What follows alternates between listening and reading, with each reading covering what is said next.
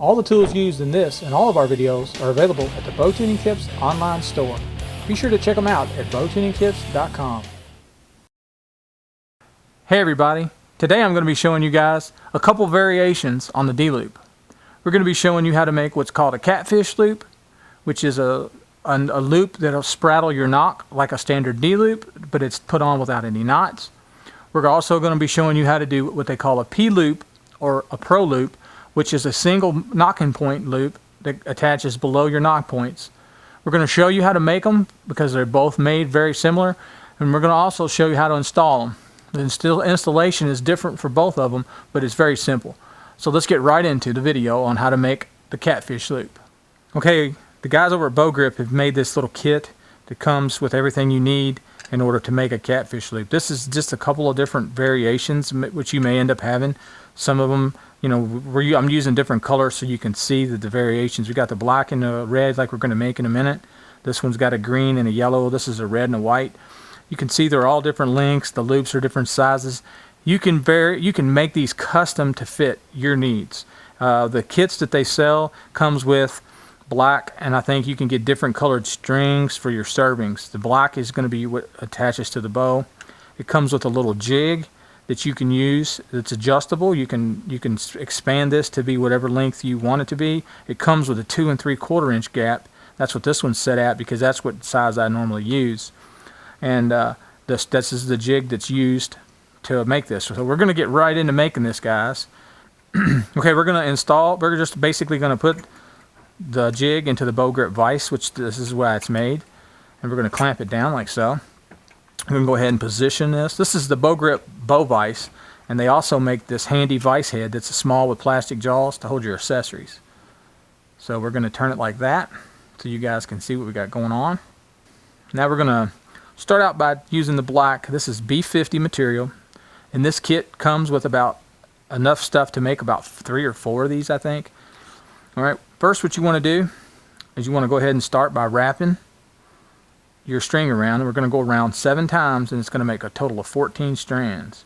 It's going to be 1, that's 2 actually, that's 4, 6, 8, 10, 12, 14. Okay, voila, 14 strands. We got our extra tag in there. We're just going to trim these off to where they're even. Put that over there. Okay, now if you look at this, it looks like basically what we've done is we've put this together just like a bowstring. You remember how I did the bowstring and how to make the bowstring video, and where I went around and I made the bowstring out of multiple strands. This is the same exact thing. It's just like a miniaturized bowstring. So what I do is I tie off a little half hitch there, just enough to hold these out of the way. I'm not going to tie a knot in them. Then we're going to take our red serving material, and we're going to get the 2 pieces that we had before. There was a yellow piece that comes in the kit. You want to slide it over one of the loops. You want to make a loop out of it. You want to slide it over one of the ears to the jig, and then just wrap it around over here. Get it down. It's nothing that has to be tied off. This is going to be something that helps us tie our serving knot. Then we're going to do another piece. I got a different color piece. We're going to do it over the other side of the jig and then wrap it over here just to tie it off. And in a second you're going to see why I did that, and you're going to go, wow, that's easy. You're going to start by wrapping the red serving spectra, is what this is. You're going to start wrapping it around the B50 along with those 2 pieces of string that I told you to loop around the ears of the jig. You're going to go around and around. You can go around like this a few times, and you see I've got it spread out, and then just slide it all together and get it tight. You can kind of snug it up. Go around a few more times. You want to go around about 10 times, and then we're going to tie off this end so we don't have to hold it anymore, and you'll actually have use of both your hands again. Okay, we're going to go through like that. That's about 10 times.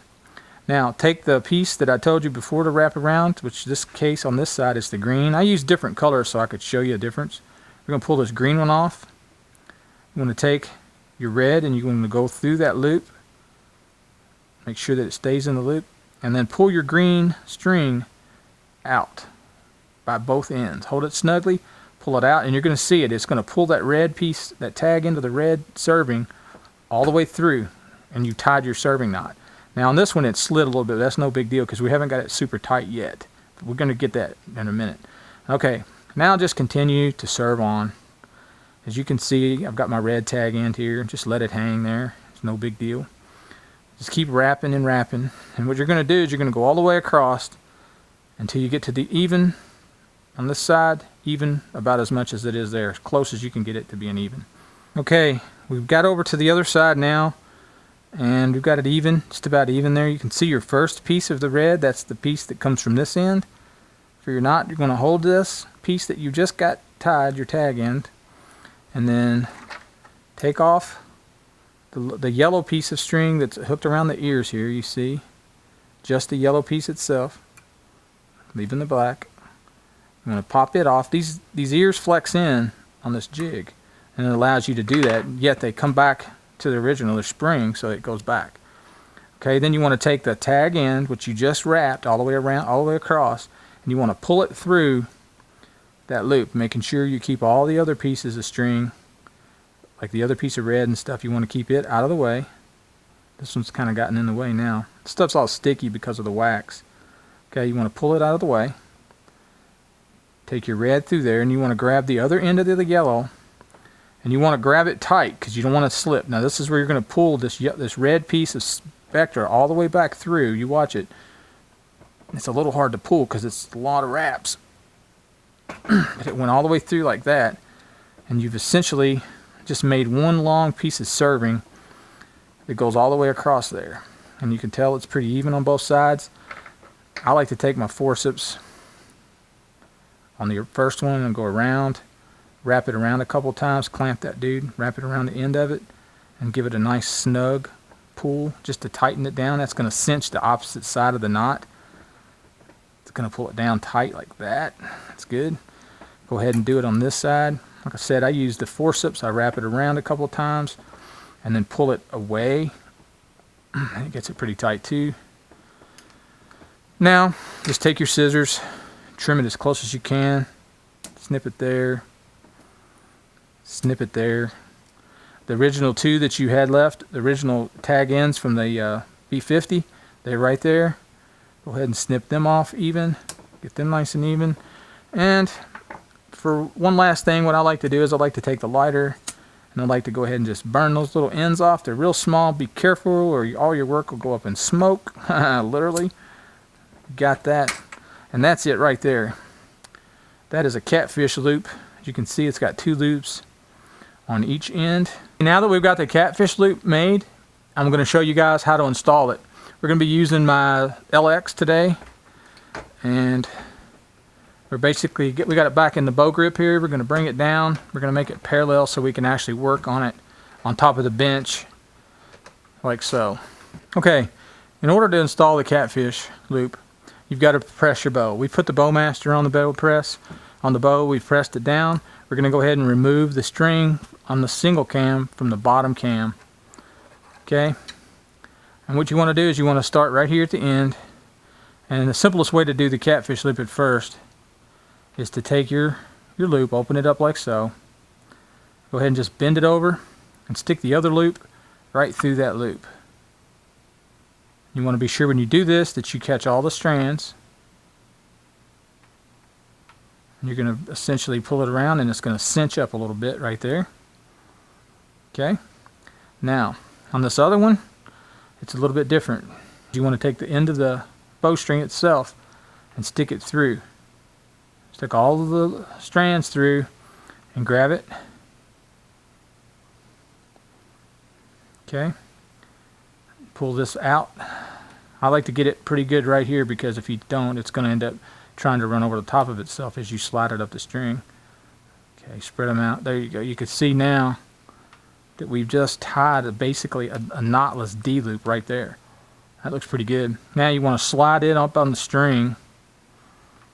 Well, we've got our string back on. We've got our press removed. And as you can see, we have our knot staggered on our catfish loop, and it's still loose. All you have to do now is set your rest level, or 1/8 inch high, however high you normally have it, and pull it tight. Now on the same bow, I'm going to show you guys how to tie the P loop or Pro loop. It's basically done very simply. This time I'm going to be using one of the other strings that I already had made to show you guys how to do it. I moved our original D loop up to get it out of the way, but essentially what you want to do with a P loop or Pro loop is you want to take both of your looped ends and you're going to put them together like so, forming a single loop. Okay, you're going to go below your bottom knock set. So this is our bottom knock. We're going to go below that, and you want to wrap this around like so, taking the loop with the served end and making a loop out of it, pulling it through and pulling it down tight.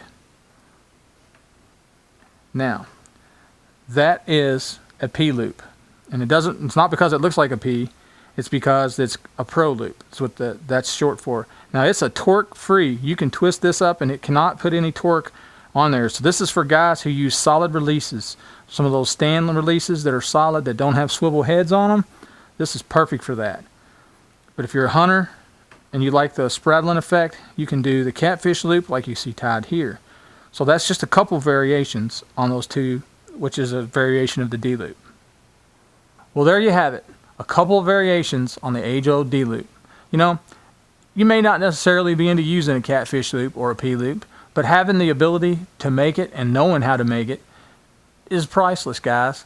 You know, it's going to make you an all-around bow pro. If that's your goal in life, you're going to know everything. You're going to be able to strut your stuff a little bit by showing guys different techniques. You know, the P loop and the Catfish loop are lighter than D loops, and nowadays people are very sensitive about the weight that they install on their strings. So it's a great alternative, and you don't have to carry but a few colors of serving around and the B50, and you can make all different color coordinations and actually have more of a custom loop than even the biggest archery shop has. If you guys are interested in picking up your own kit, you guys can check it out over at bowtuningtips.com or over at bowgrip.com. One of the new tools that they're offering, Bow Grip is making now, is these handy little lock-in forceps like you see me use on all my videos where I'm tying stuff on strings. It's like having a third hand, and you can tie stuff on, clamp it down. It's great. It's a great little tool. They're very inexpensive, and they're really good quality. So I hope that helps you guys out and taught you a few things that you never knew. Until next week, you guys be sure to stay tuned.